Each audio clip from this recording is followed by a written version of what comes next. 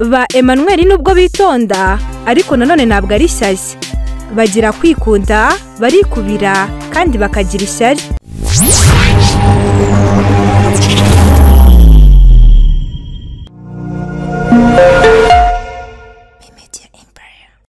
Akenshi bavuga ko izina ari ryo muntu. Iyi mvugo benshi bayibazaho byinshi, bibaza impamvu ikoreshwa ndetse bibaza impamvu koko izina ari ryo muntu. Ibi simbitindaho nonaha, ahubwo tuzabigarukaho by'umwihariko. Reka twibande ku byatuzanye uyu munsi, aribwo busobanuro bw'amazina.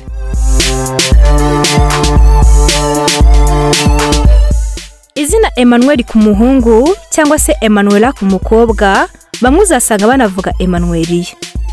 Ndabasuje kandi mbahaye ikaze mu gice twahariye ubusobanuro bw'amazina. Turi kuri Media Empire.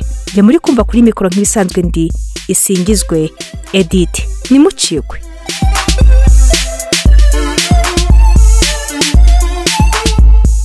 Ba Emmanuel nubwo bitonda ariko nanone ntabwo ari shyashya. Bagira kwikunda, barikubira kandi bakagira ishyari. Hagati aho iki cyiciro mbagejejemo igice tuvugamo ibiranga abantu bafite izina tuba twabahitiyemo.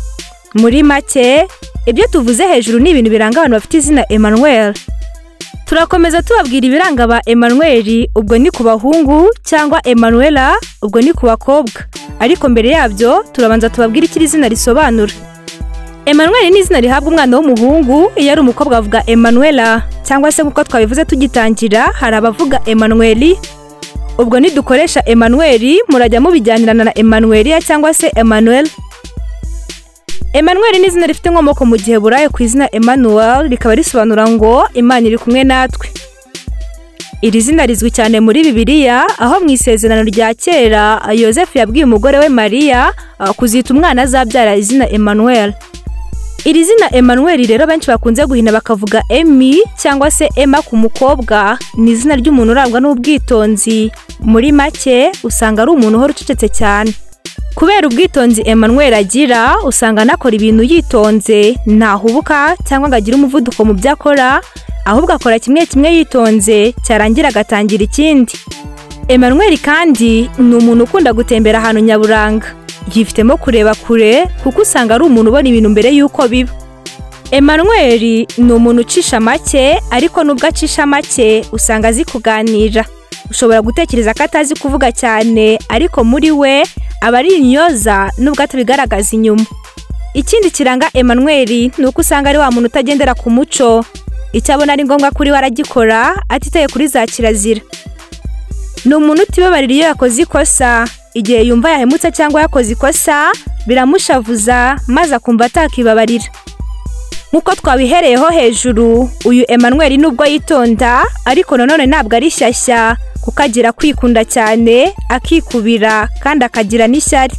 Emmanuel yari mu rukundo yitwara neza kandi agashimisha inshuti ye. Yishimira ubuzima abayemo bwose uko bwaba bumeze kose. Emmanuel ni umuntu utazi guhisha amarangamutima ye kandi yumva koko ariko bigomba kugenda. Ikiruseho, ba Emmanuel bakunze kuba abahanga cyane kuko ari abantu bareba kure, ndetse bakunze guhirwa n'ubucuruzi kuko batajya bapfa guhomba. Ngayo nguko ba Emmanuel nuko bateye. Nkuko twabivuze, Emmanuel rikoreshwa ku muhungu, yaba umukobwa bakavuga Emmanuella cyangwa se benshi bagakoresha Emmanuel. Nayo mazina benshi bakunze guhina bakavuga ko ari Emmy, icyo gihe bavuze Emmanuel, cyangwa se bakoresha Emmanuella bagarihina bakavuga Emma. Reka tugushimire wowe wahisemo kuba natwe kuri Media Empire kuva dutangiye kugeza ku musozo. Nkuko twabivuze, tubagezaho ubusobanuro bw'amazina atandukanye. Uyu munsi yari Emmanuel, ashobora kuba yari wowe, ariko ubutaha akazaba ari wowe wundi udukurikiye. Twandikire muri comment utubwire izina wifuza ko twagusobanurira. Ikindi kandi niba ngombwa, niba witwa Emmanuel, utubwire niba koko ibyo twavuze wasanze ari byo bikuranga. Wakoze guhitamo rero Media Empire, wakoze no kubana natwe. Nge twari kumwe kuri mikoro ndi Isingizwe Edith. Ndabashimiye cyane.